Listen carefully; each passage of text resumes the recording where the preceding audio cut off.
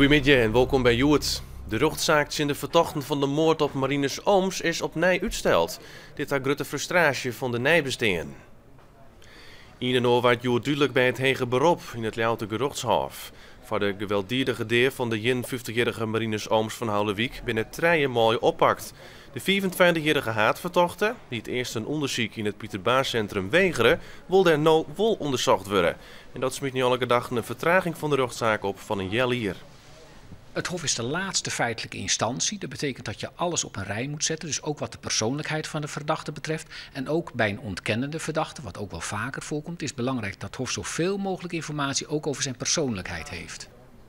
Van Joertaak in de strippenkaart en in Friesland net meer broekt worden in het IPMI vervier. Tenij kan alleen nog reiziger worden met de OV-chipkaart. De inviering van het nieuwe systeem werd vanwege allerhande klachten een paar keer uitgesteld, maar na verschillende aanpassingen wordt het OV-chipkaartsysteem nou definitief invierd in Friesland en komt er een eind aan de strippenkaart. Tot blijken dat de meeste busreizigers al aardig op de hichte binnen van de verordening. Ik had nooit geen probleem gehad. Iedereen had een keurig kaartje en die chipkaart had ik kan inchecken, dus helemaal geen probleem. Opnieuw had er een geval van raafvogelvervolging geweest in Friesland. In de omkrieten van Jeensen waar dit weekend een beem omzegen met erin een nestje met 2 jonge moezebieters. Een van beide vogels had de voluite beem net libben. De politie vond het best van hem aan.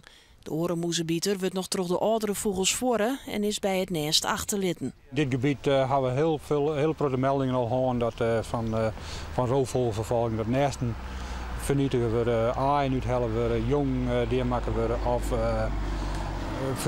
vogels vergiftigen worden. De dierders binnen Goudersmeesken die denken dat ze de vogels helpen door het deermaatjen van de roofvogels. Er binnen dit jaar al meer dan 100 gevallen van roofvogelvervolging bij de politie meldt.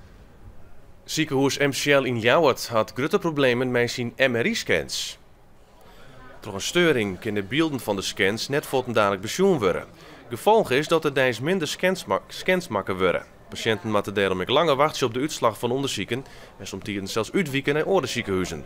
De MCL had huisdokters informeerd over het probleem. Bouwbedrijf Tadema in Ljouwert jouwt 31 van de 160 meiwerkers dienen. De onderneming had botlijst van de crisis in de bouw. De ontslagen vallen voor een grutpad onder de verste timmerlier van Tadema. Er wordt werken aan een sociaal plan voor meiwerkers die het fotmatten.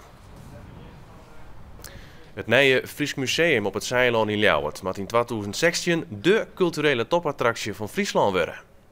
Hoe goed 4 jaar moeten er dan zo'n 100.000 bezoekers in het jaar op het nieuwe museum aankomen.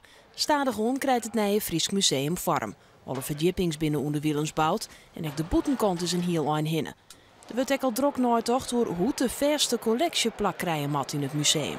Wij zullen heel veel samen met het publiek, met onze bezoekers, zullen we de interactie zoeken om over Friesland te vertellen. En daarin kunnen allerlei collecties kriskras door elkaar heen geplaatst worden. Oud en nieuw, maar ook schilderijen met beelden en textiel en zilver.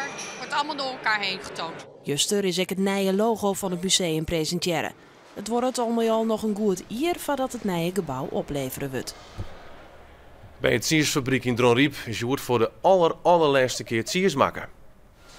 Oorlier Verlien maken Friesland Campina al bekend dat het fabriek dichtmast vanwege een reorganisatie. 118 jaar lang in 3 Dronriep het siers maken. En vermidden de productie stillijn. Van de ene kant wrang dat zo'n mooi bedrijf als dit sluiten wordt vanwege een strategie. En van de andere kant, ja, ik heb een hele goede periode gehad. 2009 weer de laatste keer dat de productie volop draaide. In dat hier water 23 miljoen kilo siers maken. De meeste werknemers zijn intussen opgeleerd naar orenvestigings van Friesland Campina. En dan nog het waar. Nu vannacht belooft het meest droeg. Uit zijn in de kustgebieden, daar is nog kans op tonger. Morgen eerst buien, maar later dan klart het op. Komt de zinnen erbij en wordt het dan 17 graden. En er zit een matige, ontkreftige noordwestenwind. En ontzaf hier het Frieske Nijs in het kwad. Meer Nijs om zijn oren in een Nijjoerd. Graag onthal.